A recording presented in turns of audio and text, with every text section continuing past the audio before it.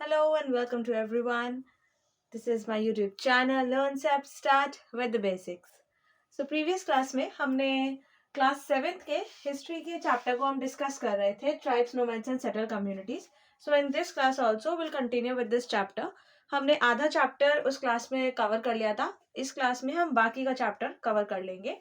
Last topic हमने जो पढ़ा था मैंने आपको बताया था चेंज इन सोसाइटी के बारे में कि कैसे हमारी सोसाइटी में चेंजेस आ रहे हैं, नई नई कास्ट या फिर जाति जो है वो फॉर्म हो रही है. हमने दो तरीके की सोसाइटीज पढ़ी थी. One was caste based varna system के according and second was tribal society जो कि ट्राइबल्स ने नोमैड्स ने अपनी सोसाइटी बना रखी थी. बेसिकली ट्राइब्स जो होते थे वो अपनी कम्युनिटीज फॉर्म कर लेते थे, ग्रुप ऑफ पीपल जो कि किनशिप के बेसिस पर उसको कंटिन्यू किया करते थे. तो ऐसे ही कास्ट सिस्टम के अकॉर्डिंग अगर हम देखें तो सोसाइटी में काफी सारे चेंजेस आए थे जिसमें ट्राइब्स को भी इन्वॉल्व किया जा रहा था. क्या क्या चेंजेस देखे गए थे? अगर हम बात करें चेंजिंग सोसाइटी की तो काफी सारे चेंजेस इसमें देखे गए थे. फर्स्ट और फॉरमोस्ट हमारा जो चेंज था वो क्या था? इंटीग्रेशन. इंटीग्रेशन हो रहा था सोसाइटी का. कैसे इंटीग्रेशन हो रहा था? इंटीग्रेशन का मतलब होता है कि जब कोई भी दो लोग या फिर दो सोसाइटीज, दो कम्युनिटीज या ग्रुप ऑफ पीपल एक साथ इंटीग्रेट हो रहे हैं, मर्ज हो रहे हैं, मिल रहे हैं किसी भी एक पर्पस के लिए. हो सकता है उनका पर्पस एक हो, मोटिवेशन उनकी एक हो, इंस्पिरेशन एक हो, उस वजह से वो लोग इंटीग्रेट हो रहे हैं, साथ में काम कर रहे हैं या कोई वैल्यूएबल रिजल्ट लेकर आ रहे हैं. तो क्या हो सकता है? इंटीग्रेशन में ये होता था कि ट्राइबल्स जो थे वो धीरे धीरे करके मेन स्ट्रीम सोसाइटी में इंक्लूड होना शुरू हो गए थे. तो मेन स्ट्रीम सोसाइटी में ट्राइबल्स जो थे वो खुद को इन्वॉल्व कर रहे थे. मैंने आपको बताया था कि ट्राइब्स और नोमैड जब सेटल कम्युनिटीज का पार्ट बन जाते हैं देन वो लोग मेन स्ट्रीम सोसाइटी में अपने आप को ढालने की, अपने आप को उसके एनवायरनमेंट के अकॉर्डिंग अडेप्ट करने की कोशिश करते हैं. तो ऐसा ही हुआ था. इंटीग्रेशन का मतलब ये होता है कि ट्राइबल्स जो है वो मेन स्ट्रीम सोसाइटी के साथ घुल मिल रहे हैं और उसी के एनवायरनमेंट को अडेप्ट कर रहे हैं ताकि और ज्यादा उनकी ग्रोथ हो सके और ज्यादा उनका डेवलपमेंट हो सके. उसके अलावा हमारा था जैसे वर्ना सिस्टम में मैंने आपको बताया था चार हमारे कैटेगरीज आई थी. कास्ट सिस्टम चार पे डिवाइडेड था, ब्राह्मण्स, वैश्या, क्षत्रियास और शूद्रास. ऐसे ही उसमें पहले तो ये चार ही कैटेगरीज थी पर धीरे धीरे करके जैसे हम और इवॉल्व होने लगे इन चार कैटेगरीज के भी सब कैटेगरीज और सब कैटेगराइजेशन आता गया, सब कास्ट जिसको बोलते हैं. तो ऐसे ही राजपूत कास्ट जो थे तो उनका भी काफी ज्यादा राइज होने लगा था. तो क्या हो गया? एक और पॉइंट हमारा राइज ऑफ राजपूत क्लैंस. इसमें क्या था कि जितने भी राजपूत कैटेगरीज के ऑलरेडी बनी हुई थी उससे और ज्यादा से ज्यादा कैटेगराइजेशन होने लगा. इसमें हो गया कि और उनकी सब कैटेगरीज डिवाइड होने लगी जो कि पहले के टाइम पर इतनी ज्यादा नहीं थी. ये हम मान सकते हैं कि या तो और ज्यादा लोग या ह्यूमन इवॉल्व हो गए या फिर इसमें और ज्यादा ट्राइबल्स जो थे वो अपने आप को मेन स्ट्रीम में कनेक्ट करने लगे तो राजपूत सोसाइटी भी उसके संग इमर्ज होने लगी, इवॉल्व होने लगी. उसके अलावा हमारा क्या था कि नई नई कास्ट जैसी हमारी बन रही थी, न्यू कास्ट का फॉर्मेशन हो रहा था जैसे जैसे हमारा स्किल्स डेवलप हो रहे थे. क्योंकि कास्ट का डिवीजन यही माना जाता है कि चारों जो कास्ट है और उनकी जो सब कैटेगरीज फिर आई कि आपका जैसा काम होगा उसी के अकॉर्डिंग आपको कैटेगराइज किया जाएगा. तो ऐसे ही जितने ज्यादा से ज्यादा आपके स्किल्स आएंगी, जितना आप स्किल के साथ डेवलप करोगे वैसे ही और कैटेगरीज बनती चली गई. जैसे हो गया मेसन्स हो गया, कारपेंटर्स हो गया, स्मिथ्स हो गए, जैसे बनते चले गए स्किल्स और ड्रॉ होती गई वैसे ही हमारी कास्ट का सब कैटेगराइजेशन होता चला गया. तो इस तरीके से हमारी सोसाइटी में चेंजेस आए थे. नई नई कास्ट की वजह से राजपूत क्लैन में बहुत ज्यादा एवोल्यूशन हो रहा था, इंक्रीज हो रहा था. और इंटीग्रेशन की वजह से, इंटीग्रेशन सबसे इंपॉर्टेंट पॉइंट माना जाता है सोसाइटी में चेंज लाने के लिए. इसके अलावा मैंने आपको बताया था कि काफी सारे हमारे अलग अलग तरीके की ट्राइबल ग्रुप्स थे. मैंने आपको बताया था कि आपके चैप्टर में, आपके कोर्स में दो ग्रुप्स के बारे में दिया हुआ है, दो कम्युनिटीज के बारे में, गोल्स एंड अहोम्स. तो पहले हम गोल्स के बारे में पढ़ते हैं. दोनों ये आपके कोर्स में सिर्फ इन दोनों को इसलिए बताया क्योंकि यही दोनों सबसे ज्यादा हम कह सकते हैं कि इम्पोर्टेंट और लार्ज कम्युनिटीज थी. काफी ज्यादा नंबर ऑफ पीपल थे, मतलब 70,000 अप्रॉक्स गोन्स में कम्युनिटी बना ली गई थी. इतने सारे विलेजेस उसके अंडर आते थे तो इसलिए हाईएस्ट लेवल पे मानी जाती है. और अहोम्स भी हमारे बहुत बड़े लेवल पे थे और उन्होंने भी काफी ज्यादा चेंजेस लेकर आए थे सोसाइटी में, तो इसलिए गोंड्स और अहोम्स के बारे में ही हम इस चैप्टर में पढ़ेंगे। सबसे पहले हम पढ़ते हैं गोंड्स के बारे में। पहले तो नाम से आपको याद रखना है कि गोंड्स नाम है, तो ये जहां पर रहते थे, जो इनके विलेज था उसका क्या नाम था, गोंडवाना। ये इनके विलेज का नाम था जहाँ पे ये लोग रहते थे, जहाँ जो इन्होंने अपनी कम्युनिटी स्टेब्लिश करी थी, सेटअप करी हुई थी। उसके अलावा ये जो गोंडवाना था ये एक फॉरेस्टेड रीजन था। ऑब्वियसली मैंने आपको बताया था कि जितना भी हमारा ट्राइब्स का या नोमैड्स का जितना भी रहन सहन था वो सारा फॉरेस्ट एरियाज में होता था, तो ये भी एक फॉरेस्टेड रीजन था गोंडवाना। गोंड से आप याद रखना कि ये गोंडवाना में रहते थे। उसके अलावा इनका मेन ऑक्यूपेशन क्या था, main occupation of them was agriculture. Agriculture के सहारे ही इनका पूरा गुजारा होता था। एग्रीकल्चर में भी ये लोग सिर्फ एग्रीकल्चर कौन सा किया करते थे, शिफ्टिंग कल्टीवेशन करते थे। ये शिफ्टिंग कल्टीवेशन के बहुत सारे और भी नाम होते हैं, शिफ्टिंग कल्टीवेशन के और भी बहुत सारे नाम होते हैं, वो नाम आप लोग मुझे कमेंट में रिप्लाई कर सकते हैं। जब तक हम देखते हैं कि शिफ्टिंग कल्टीवेशन होता क्या है। शिफ्टिंग कल्टीवेशन होता है, it is a type of agricultural process और टेक्निक जिसमें कोई भी एक लैंड है जहाँ पे बहुत सारे ट्रीज एंड प्लांट्स वगैरह ऑलरेडी ग्रो है, हो सकता है फॉरेस्टेड रीजन हो, वहां पे जितना भी कोई एक प्लॉट ऑफ लैंड या पीस ऑफ लैंड ले लिया, उसमें से सारे जितने भी पेड़ थे उनकी कटिंग कर दी गई। उसके बाद जो भी आपका कटे हुए सारे पेड़ थे उसको बर्न कर दिया गया, और बर्न करने के बाद जो उसकी ऐश होगी, मतलब जो राख होगी, उस राख को उसी जहां से उसको काटा था उसी में वहां पे सो कर दिया, मतलब उसमें वहीं पे ही जमा दिया, ताकि जितने भी न्यूट्रिएंट्स उस ऐश में होंगे वो सारे के सारे जो अब नई क्रॉप होगा, रिक्रॉपिंग होगी, मतलब नया एग्रीकल्चरल पूरा सिस्टम बनेगा, उसमें सारे न्यूट्रिएंट्स पुराने वाले पेड़ों के भी उसको मिल सके, नई क्रॉप को, आने वाली क्रॉप को। तो ऐसा लोग मानते थे कि ऐसा करने से ज्यादा बेटर रिजल्ट मिलेंगे, ज्यादा अच्छी क्रॉप्स ग्रो हो पाएंगी और ज्यादा से ज्यादा हेल्पफुल रहेगा, रिजल्ट और आउटकम जो होगा वो भी बेस्ट निकल के आएगा। तो इसलिए ज्यादातर ट्राइबल्स जो थे वो शिफ्टिंग कल्टीवेशन को ही प्रैक्टिस किया करते थे, तो गोन्स भी जो थे वो इसी कल्टीवेशन को प्रैक्टिस करते थे, फॉलो करते थे। इसके अलावा इनका administration system was very good. Administration में इनका क्या था कि वैसे तो सेंट्रलाइज था। सेंट्रलाइज्ड का मतलब क्या हो गया,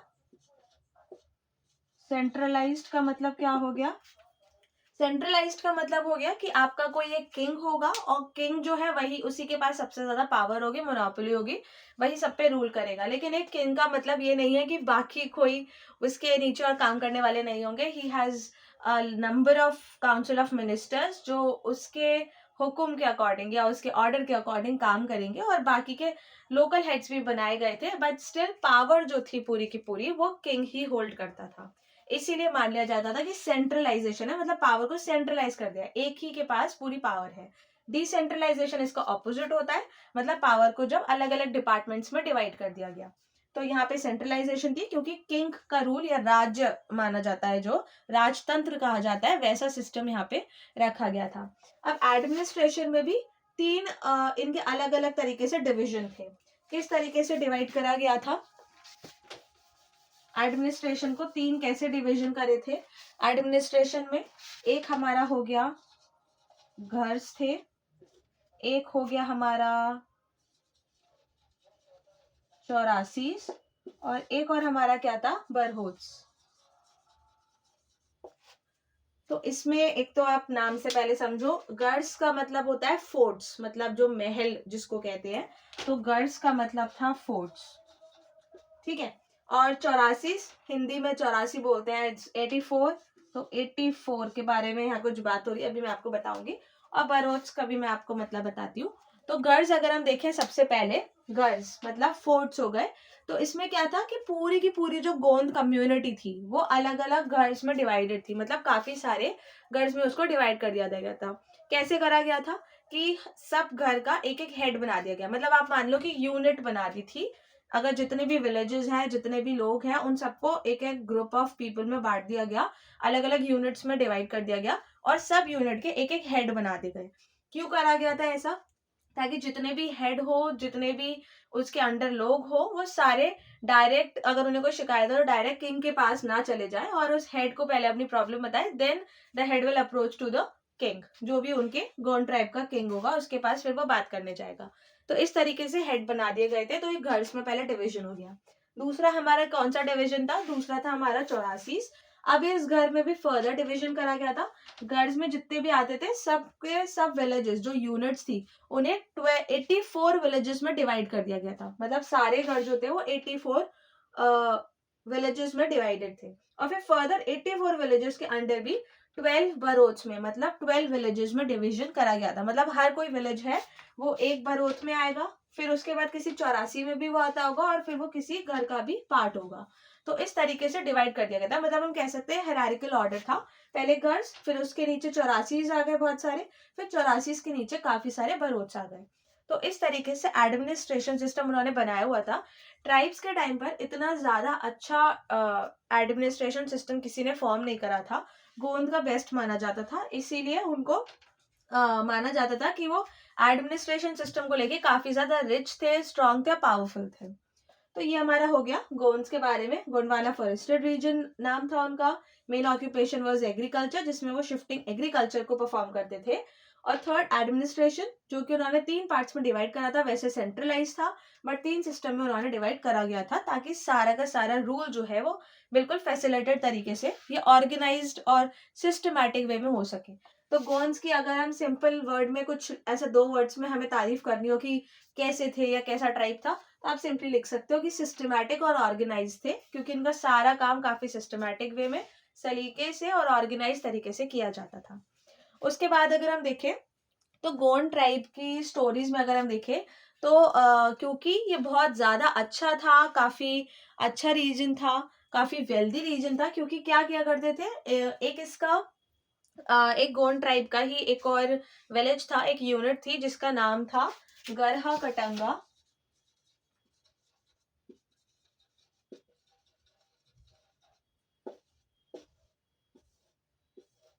ये नाम था एक यूनिट का जो गोंड ट्राइब के अंदर ही आती थी, गरहा कटंगा। इस यूनिट में क्या था कि ये लोग कैसे किया करते थे, सिर्फ इनका काम ऑक्यूपेशन जो था वो एग्रीकल्चर पे ही डिपेंडेंट नहीं थे, बल्कि ये लोग हंटिंग करके वाइल्ड एलिफेंट्स को ट्रैप करके फिर एक्सपोर्ट किया करते थे, बाहर बेच दिया करते थे। जिसकी वजह से ये गरहा कटंगा जो था it was a very famous and very wealthy region. और इनकी वेल्थ को देखते हुए मुगल्स ने इन पे इन्वेड, मतलब इन पे अटैक करने की कोशिश करी थी कि इस जगह को हम हड़प लेंगे। बट एक रानी दुर्गावती थी जो उनकी क्वीन थी उस टाइम पे, उन्होंने बहुत ही ब्रेवरी के साथ जो मुगल्स थे उनको भगा दिया वहां से, उनके साथ लड़ाई करी, फाइट हुआ, बहुत सारा वॉर वगैरह हुआ, उसके बाद उनको भगा दिया गया। तो गरा कटंगा को रानी दुर्गावती ने सेव किया था उस टाइम पे। तो ये वाला भी टॉपिक आपके बुक में दिया हुआ है, तो ये इंपॉर्टेंट है, याद रखना। गोंद में गरा कटंगा जो नाम का आपका ट्राइबल एरिया था, जो रीजन था, उसकी रूलर जो थी इट वाज रानी दुर्गावती, और उन्होंने मुगल्स के इन्वेजन से इसको बचा लिया था। नेक्स्ट अगर हम देखें, इतना हमने पढ़ लिया, सारा ट्राइबल्स के बारे में हो गया, सारा गोंड्स के बारे में हो गया। अब हम देखते हैं अहोम्स के बारे में। मैंने आपको बताया था कि सिर्फ गोंड्स ही नहीं थे बल्कि अहोम्स भी काफी अच्छा रीजन था, काफी अच्छा वेल्दी रीजन माना गया था। क्या क्या पॉइंट्स है उसके हम देख लेते हैं। गोंड्स की तरह अहोम्स नहीं थे, थोड़ा सा डिफरेंट थे, इनका एडमिनिस्ट्रेशन भी अच्छा था बट गोंड्स की तरह नहीं था as compare to Gonds. Ahoms के बारे में, अहोम्स और गोंड का आप मुझे एक एक डिफरेंशिएशन, क्या क्या डिफरेंस था दोनों में, एक एक डिफरेंशिएशन का पॉइंट कमेंट में आप आंसर करेंगे मुझे, जब तक हम अहोम्स के बारे में पढ़ते हैं। तो अहोम्स जो थे वो माइग्रेट करके आए थे from Myanmar in 13th century. ये सबसे इनका पहला तो मेन पॉइंट हो गया कि अहोम्स जो थे वो क्या कैसे अलग थे, कैसे अलग थे वो गोंड से, कि ये माइग्रेट करके आए थे। कहाँ से आए थे? Migrated from Myanmar in 13th century. 13th century के टाइम पे ये माइग्रेट करके आए थे। मतलब वहां से बाहर से, जैसे मैंने आपको बताया था, नोमैड्स ट्राइब्स जो होते हैं ये माइग्रेट करते रहते हैं, मूव करते रहते हैं, तो नोमैड्स की तरह हम इनको मान सकते हैं। बाद में इन्होंने अपनी कम्युनिटी वहां पर सेटल कर ली थी। ये माइग्रेट करके आए थे म्यांमार से 13th सेंचुरी में, और इन्होंने कुछ टाइम बाद फिर अपना जो पूरा का पूरा किंगडम था उसे असम पे स्टेब्लिश कर लिया था। असम को इन्होंने मतलब अपने कंट्रोल में ले लिया था, रूल करा था असम पे फॉर नियरली 600 ईयर्स। 600 ईयर्स इन्होंने रूल करा था असम पे। तो ये बाद में अहोम्स जो थे पूरा का पूरा असम में ही स्टेब्लिश हो गए थे। लेकिन असम पे रूल करने का मतलब ये नहीं था कि असम को इन्होंने डिस्ट्रॉय कर दिया। काफी सारा असम में इन्होंने डिस्ट्रीब्यूट भी करा, अपना कॉन्ट्रीब्यूशन भी दिया। क्या क्या कॉन्ट्रीब्यूशन दिए थे इन्होंने असम को? उन्होंने वहां की ट्रेड बढ़ाया, ट्रेड के साथ उन्होंने उनकी आर्ट्स को भी बहुत सराहा, आर्ट्स को भी उन्होंने आगे पहुंचाया, इवन इंपोर्टिंग एक्सपोर्टिंग का भी करा इन्होंने आर्ट्स में रोल। उसके अलावा एग्रीकल्चर को भी नई नई प्रैक्टिसेस में कन्वर्ट करने की कोशिश करी। सिर्फ शिफ्टिंग कल्टीवेशन पर ही ये जमे नहीं रहे, इन्होंने अलग अलग प्रैक्टिसेस असम के लैंड पर करने की कोशिश करी ताकि असम का लैंड और फल फूल सके और ज्यादा बेटर रिजल्ट या बेटर आउटकम्स वहां के लोगों को और खुद को भी उनको मिल सके। उसके अलावा इन्होंने अपना मिलिट्री सिस्टम काफी स्ट्रांग बनाया था। तो मिलिट्री सिस्टम जो था इनका वो काफी स्ट्रांग था, पावरफुल था। कैसे स्ट्रांग और पावरफुल था? इन्होंने गन पाउडर्स और कैनन्स का इस्तेमाल करा था जो उस टाइम पे ट्राइबल्स नहीं कर पाते थे। मतलब उन्होंने अपने ट्रेडिशनल मेथड्स को छोड़ के मॉडर्नाइज होकर असम के, हो सकता है मेन स्ट्रीम सोसाइटी के एनवायरनमेंट को अडेप्ट करके, क्योंकि वो अडेप्ट करने में काफी ज्यादा अच्छे थे। अहोम्स जो थे वो जहां भी जाते थे, जहां भी मूव करते थे, वहां के एनवायरनमेंट में बहुत ही जल्दी अडेप्ट करते थे और उन्हीं के तरीके से रहना स्टार्ट कर देते थे अपने ट्रेडिशनल बिलीव्स और मेथड्स के साथ। ऐसा नहीं था कि अपना ट्रेडिशनल मेथड छोड़ दिया, दोनों को साथ लेके चलते थे। तो इसलिए ऐसे ही उन्होंने जब असम में आए थे तो मिलिट्री अपना स्ट्रॉन्ग कर लिया, काफी पावरफुल कर लिया। उन्होंने गन पाउडर्स का ये इस्तेमाल करा, कैनन्स का करा, ताकि अपने पूरे के पूरे एरिया को, अपनी कम्युनिटी को प्रोटेक्ट कर सके बाहर के किसी भी इन्वेजन से या अटैक से। उसके अलावा इनका जो रिलीजन था, कैसा रिलीजन था? वो रिलीजन में अपने एक तो ट्राइबल गॉड्स को तो पूजते ही थे, जो उनके ट्राइबल गॉड्स थे, पर साथ ही साथ बाद में इन्होंने हिंदुइज्म कल्चर को अडॉप्ट कर लिया था। और हिंदुइज्म कल्चर अडॉप्ट करने के बाद इसका मतलब ये नहीं था कि इन्होंने अपने ट्रेडिशंस या पुराने रिलीजन वगैरह को छोड़ दिया। जैसे मैंने आपको बताया कि ट्राइबल गॉड्स के साथ साथ इन्होंने हिंदुइज्म को अडॉप्ट करा, पर पुराने जितने भी उनके रीति रिवाज थे, ट्रेडिशंस थे, रूल्स थे, उसको उन्होंने बिल्कुल कंप्लीटली ऐसा बाय बाय या टाटा या अबैंडन नहीं करा था। तो दोनों को ही ये साथ लेके चले थे, अपना ट्राइबल्स सोसाइटी या कम्युनिटी की वैल्यूज को और मेन स्ट्रीम सोसाइटी को अडॉप्ट करने की भी कोशिश करी थी। उसके अलावा इनका जो एडमिनिस्ट्रेशन सिस्टम था, इनका जो सिस्टम था उसका नाम था पाइक सिस्टम। काफी ज्यादा अच्छा माना गया था ये। गॉन्स के बाद ये सिस्टम भी काफी अच्छा था ट्राइबल कम्युनिटी में। इसमें क्या था कि 4-4 लोगों का, मेल्स का, जो 16 से अबव एज के होते हैं, उनका ग्रुप बना दिया जाता था। 4-4 लोगों के ग्रुप में डिवाइड कर दिया। और क्या करते थे? 4-4 लोगों के ग्रुप में डिवाइड करने के बाद उसको एक तो गोट कहा जाता था, GOT गॉड कहा जाता था। उसमें क्या करते थे कि 1 by 1, मतलब राउंडली बेसिस पर एक एक पर्सन जो है वो पूरा इलाके का, पूरे जो जगह होगी उसका वहां पर पब्लिक सर्विस करेगा। जैसे 4 लोगों की कम्युनिटी बन गई, 1 वीक के लिए एक पर्सन गया पब्लिक सर्विस के लिए, दूसरे वीक के लिए दूसरा पर्सन गया उसी ग्रुप में से। ऐसे 4-4 लोगों के बहुत सारे ग्रुप्स बन गए थे पूरी कम्युनिटी में से, और वो लोग 1 by 1 राउंडली बेसिस पर अपनी ड्यूटी जो है वो परफॉर्म करते थे। ये ऐसा क्यों होता था? ये इसलिए बनाया गया था कि जितना भी उनका पब्लिक सर्विस का काम है उसमें सिर्फ कुछ ही लोग इन्वॉल्व ना हो, बल्कि पूरी कम्युनिटी के लोग, जितने भी अहोम्स के लोग हैं, वो सब अपना कुछ ना कुछ योगदान दे, अपना कंट्रीब्यूशन दे अपने कम्युनिटी को स्टेब्लिश करने में। तो ये पूरा सिस्टम इस वजह से बनाया गया था। इसके बाद हमने अभी क्या पढ़ा? गोंड्स के बारे में पढ़ लिया, अहोम्स के बारे में पढ़ लिया। लास्ट में हम देख लेते हैं बस चैप्टर का कंक्लूजन है। बस इसमें क्या, थोड़ा सा मैं बता देती हूँ आपको क्या हमने चैप्टर में पढ़ा। हमने ट्राइब्स के बारे में पढ़ा, नोमैड्स के बारे में पढ़ा, सेटल कम्युनिटीज के बारे में पढ़ा कि कैसे ये दोनों सेटल कम्युनिटीज में कन्वर्ट हुए। सेटल कम्युनिटीज का मतलब हो गया कि गोंड्स और अहोम्स जब ये स्टेब्लिश हो गए तो आपके सेटल कम्युनिटी में कन्वर्ट हो गए। तो इसमें जो ट्राइब्स थे वो सेटल कम्युनिटी से इसलिए डिफरेंट माने जाते थे क्योंकि ट्राइब्स जो है वो बहुत ज्यादा इवॉल्व नहीं हुए थे, अपने कल्चर, रिलीजन, ट्रेडिशन पे ही स्टिक रहते थे। लेकिन जब वो मेन स्ट्रीम सोसाइटी में आए, सेटल कम्युनिटीज का पार्ट बने, तब वो और ज्यादा इवॉल्व होना शुरू हो गए और दोनों ही बिलीव्स को उन्होंने साथ लेकर चला। जो कि कैसे पॉसिबल हुआ? With the help of integration practice. अगर इंटीग्रेशन हो सकता है तो ये दोनों चीजें मुमकिन हो सकती हैं। तो वो उन्होंने फॉलो भी करी थी। उसके अलावा इंटीग्रेशन क्या वजह से क्या हुआ, हमारी जो सोसाइटी थी उसमें चेंजेस आ सके, मतलब अच्छे चेंजेस आ सके, बेटर आउटकम हो सका, अडेप्टेशन पावर अच्छी, लोग जो थे वो अगर माइग्रेट भी करते थे तो वो इजीली अडेप्ट कर पाते थे क्योंकि उन्हें इंटीग्रेशन की प्रैक्टिस थी, मतलब अगर मैं ट्राइबल्स की बात करूँ तो। और इसी वजह से हमारी पूरी की पूरी जो सोसाइटी थी उसको एक शेप मिली, एक जो रिचनेस थी, जो डाइवर्स कल्चर है हमारे इंडिया का, वो और ज्यादा एनरिच हो पाया और ज्यादा निखर के आ पाया। सो ये हुआ हमारा इस चैप्टर का पूरा कंप्लीशन। नेक्स्ट क्लास में हम नेक्स्ट चैप्टर करेंगे, वो मैं आपके लिए सरप्राइज छोड़ देती हूँ, नेक्स्ट क्लास में पता चलेगा कि कौन सा चैप्टर हम स्टार्ट करेंगे। जब तक के लिए आप मुझे एक एक डिफरेंस बताइए कमेंट में कि अहोम्स और गोंड्स में क्या डिफरेंस था, और एक मैंने आपसे पूछा था कि शिफ्टिंग कल्टीवेशन के और क्या क्या नाम होते हैं, तो 2-3 नाम और होते हैं, वो आप मुझे नाम कमेंट में करके बता सकते हैं। Till then bye bye, take care.